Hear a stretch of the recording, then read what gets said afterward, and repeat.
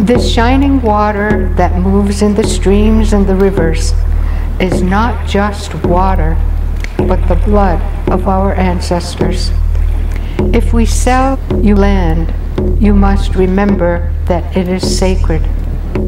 And you must teach your children that it is sacred, and that each ghostly reflection in the clear water of the lake tells of events and memories in the life of my people. The water's murmur is the voice of my mother's mother.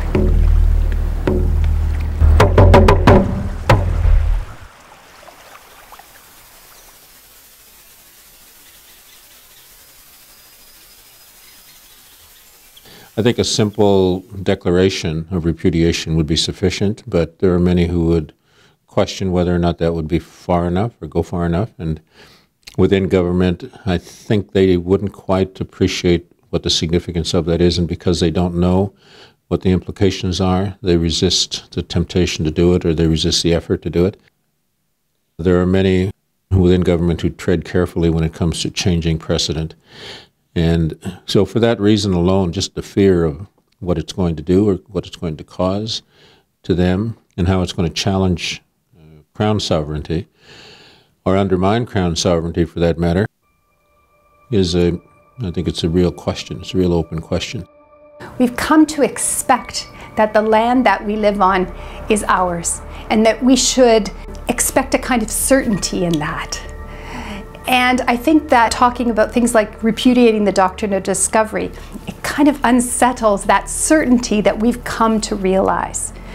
But what I think is crucial for us is to understand that there really is another truth. And that truth is that we live on Indigenous lands, that we work on Indigenous lands.